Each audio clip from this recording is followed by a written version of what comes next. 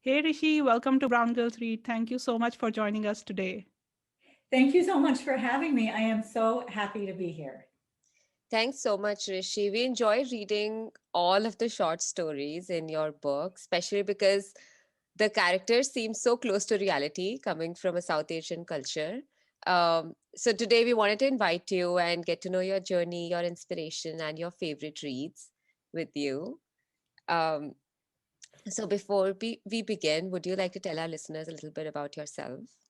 Yeah, sure. So I was born in India. I was born in Hyderabad.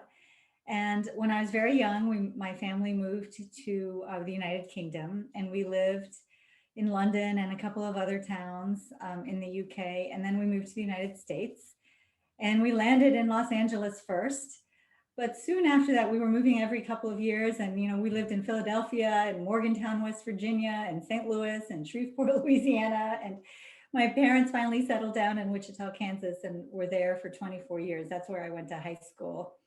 So it's been, and I was an only child. So it was a pretty lonely type of childhood to be moving around all these different places as immigrant family. And books were my big escape. So that was what I found constant comfort in. I had a little brown cocker spaniel, and I had my books. So that was sort of how I survived childhood. And then that love of literature became part of my college experience and my degree in English Lit, and that's a little bit about me and what led me to writing. That's amazing. But what was your favorite author as a child? What did you read the most of? One book that I loved that I read over and over was The Phantom Toll Booth by Jules Feiffer. I don't know if you've heard of that book. Many people today, I think, are not as familiar with it as they were, 20 or 30 years ago. But it's a book about a boy that goes to a fantasy world where, you know, words are real things and numbers are real things, and it's this whole play on Digitopolis and Dictionopolis. I used to read that book over and over again. Was that a part of your school curriculum? Because I have never read that. My teacher, Mrs. Bell, read it to us in class, Okay. the first several chapters, and then I loved it so much I started reading it on my own in fourth grade. Oh, nice. So, when we were reading your book, I felt that all the characters were very real to me. So, did you take inspiration for these from your life, from all the people you met, in all the different places? So, where did you get the inspiration?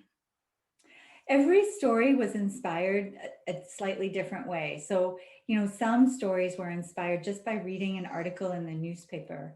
So, Justice Shivaram Murthy was, I got the idea for it because I read a little snippet about a fella in Chicago who had recently immigrated from India, and he had become very angry that in a McDonald's he had eaten fries that had been fried in animal fat, and he didn't realize that, and it led to a suit. And the news snippet was about the judge in the court who didn't understand the seriousness of how this person was looking at that incident and just threw the case out of court. So I thought, like, what kind of person would bring suit for something like that? And that the story followed. I imagined him to be an older man and who had a real sense of recent loss from his wife. And other stories in there were because there were things in my family that really disturbed me, that I felt in my extended family that something wasn't fair or it wasn't right. And I just wanted to state my viewpoint on that. So the elderly in the story Bangles, or the way that in Devadasi, or in, you know, uh, invalidity of love, the way that I had seen some of the arranged marriages play out.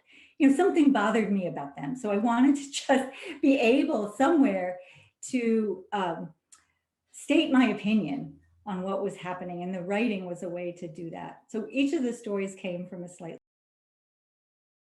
Did you choose the title of the book and the cover as well? I did choose the title partially because I loved I just loved the word karma. And I also love it in terms of like, well, is it a story that we tell ourselves about our own lives, about why something happened to us? And so to say karma and other stories, I felt like had a certain, not everyone would get it, but that a lot of people would get that double meaning there. And I did not choose the cover. That was by a very talented person at Echo, who's still there, Allison Saltzman. And but I think she understood what it was I was trying to say with that story in particular. So she was able to hone in on that. That I believe is like a tapestry. I believe like it's a close in of a Islamic tapestry. And I don't know Okay. Oh, where she really? found it, but it was something that, she was able to find that is It's already, very beautiful. it's very nicely Yeah. done. I agree. And I hope I can tell her one day again that you said it. So, Yeah, I love the title of the book as well. It just creates some sort of, like mystery to the book, like karma and other stories. What is that? So, And also, given yeah, that karma is your favorite story, it makes sense to me. right. yeah, right. Yeah. It's true. And also, we noticed that a lot of stories have open endings as well. So, was that something that wanted to happen before you started writing, or was it just eventually evolved into something like that later on? Yeah, Kathy, it's really interesting you call them open endings because I don't think of them that way. I think of every plot line as there's a psychological journey that the character goes through. And then there's a what happens next journey that the character goes through, the strict, this happened and this happened. And in the stories, I feel like I ended each story at a point where the psychological issue is resolved. That sort of subconscious, Yeah. deep-seated issue is resolved.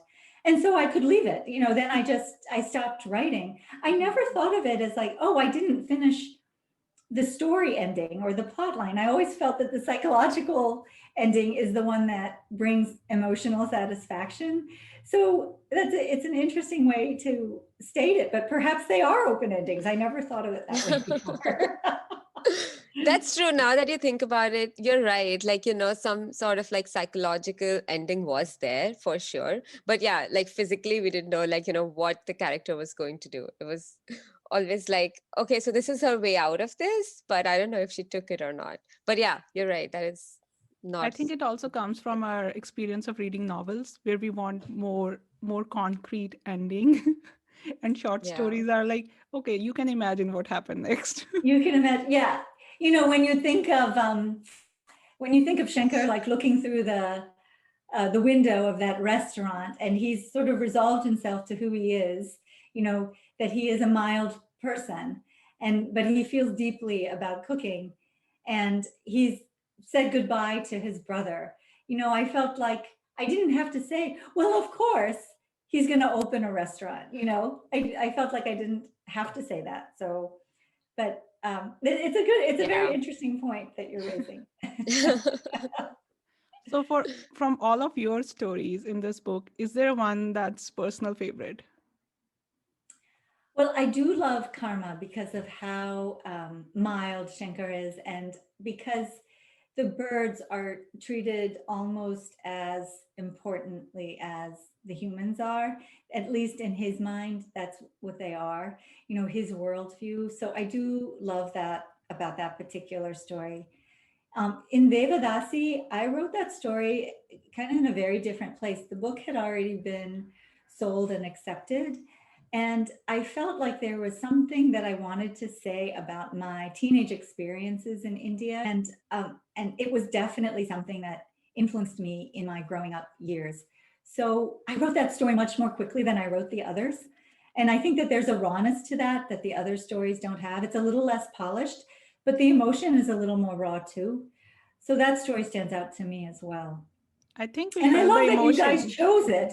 I love that you guys talked about it on your podcast, because I thought, oh my gosh, these guys really understood this.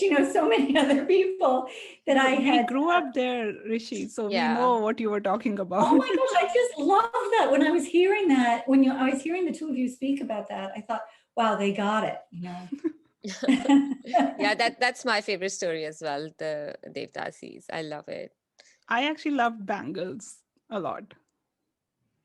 That story is really about my grandmother, so it has that place as well. I mean, not that my grandmother is exactly like that by any means, she was not, but so much of her is in that story.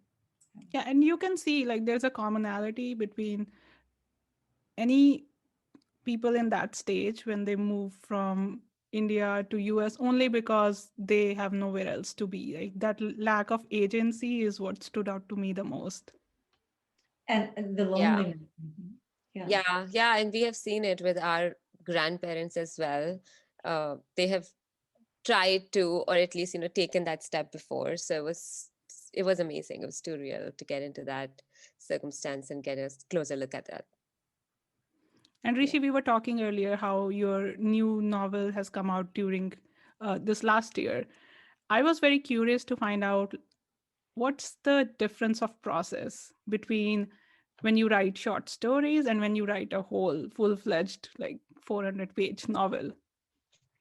Yeah, it was very, very different. So the short stories took a lot of time to write as a group. They probably took about 10 years, and they were an exercise for me in learning how to write. I mean, I consciously wanted to make a protagonist that I hadn't written about before. So I chose the teenage boy or the teenage girl or the elderly man or, the middle-aged woman. But the novel, came to me as an idea that I had long ago in law school. And when I sat down to start it, I didn't realize that I was going to be doing 13 years of research and writing on this piece. And the time that I started writing, I still had access to the people who had lived this life. So it's set in far southern California on the border with Mexico. And it's set in the 1910s and 20s, and follows a family of Punjabis mostly who are they are the recent immigrants from Punjab, which is still part of British India. But they also have a friendship with these recent Japanese immigrants who are on the farm next door. And the young men who are involved have romances with Mexican women who have just crossed the border. So it was a multicultural story. And it was based in the xenophobia of the times. And it took a lot of research, which was very different from the short stories. So I got lost in the research. But what felt momentous to me in the novel, which didn't feel that way to the short stories, is because when I first started researching it, which was, in the early 2000s, I still had access to the children of these first immigrants. They had lived these lives with their parents, and their parents had told them the stories. And I knew that nobody else had written about it in fiction before. There had been sort of sociology studies about it.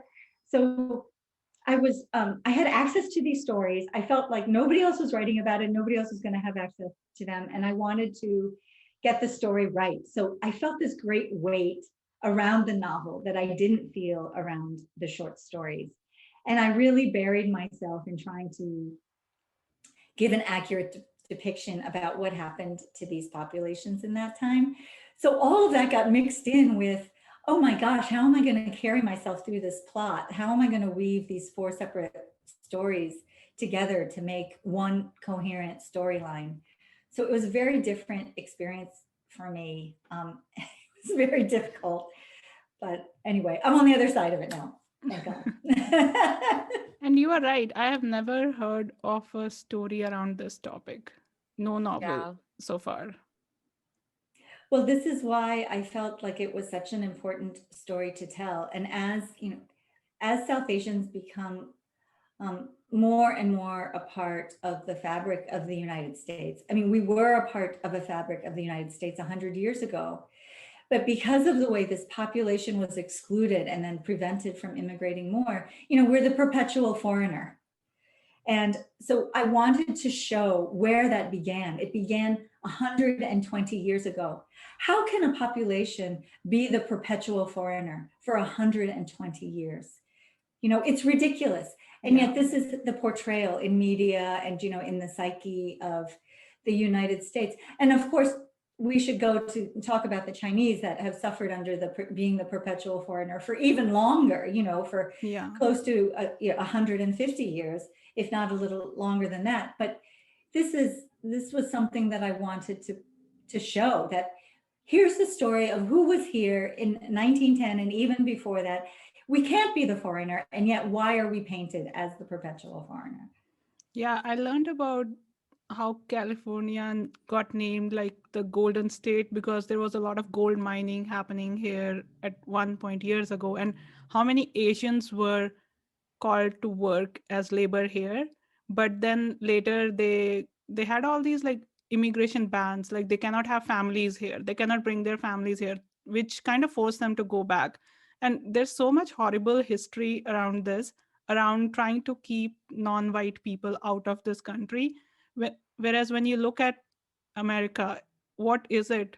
Like there is, everyone is immigrant other than natives, everyone else is immigrants, but it's like horrible how the families of immigrants are telling other people to go back. Absolutely. I mean, and that's what I wanted to show, because I feel many uh, folks whose families have lived here for many generations, you know, regardless of their race, don't know that story. For some reason, it's not really taught in the schools. I can't tell you how many people I've spoken with about Passage West that told me, wow, I never knew that we had those exclusionist policies. I never knew that, you know, the Japanese were here that early, or that the South Asians were here that early, or that, you know, there was this wave of Mexicans that came during the Revolutionary War. I mean, that whole area belonged to the Mexicans Yeah. at one point before, you know, after the native population, you know, were totally swept off those lands. So all of this was a hidden history that people don't talk about a lot. And I just wanted to get it right because I had access to the people who had lived it in that time. And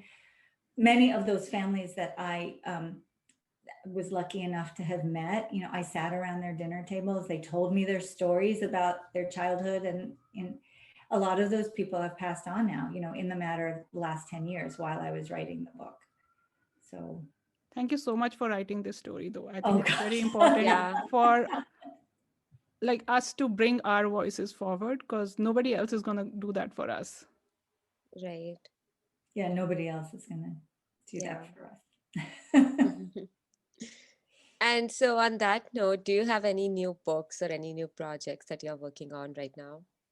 Yeah, Kathy, I'm kind of like, I was just telling Daman how hard it was to write during this past year, both because it's, you know, when your book is first out in the world, it's like your baby is like walking around out in the world and you don't know how, you know, very anxious about how it's doing. But then with COVID, I mean, it was almost impossible to stay on focused on a task. You know, I like to write for 2 or 3 hours in the morning if I can before I start my day job. So I have, you know, an idea that is swimming around in there that I've made some notes about. It's about multiculturalism uh, and about climate change, the way that we're losing so much of what has been part of our planet. So it's a mixture of these themes. So it's in there. I'm working on it, but it's going slow. So is Oh, the that sounds climate part, like, yeah, that sounds like a very interesting topic, actually. and is the Well, I climate hope part coming from your day job? it absolutely is. You know, it absolutely is. You know, and it's been something I wanted to write about for a long time. Kathy, I was telling Daman that I'm the director of environmental justice for the state of Massachusetts Oh, Environmental wow. Executive Office. So I've done environmental work for 27 years or so.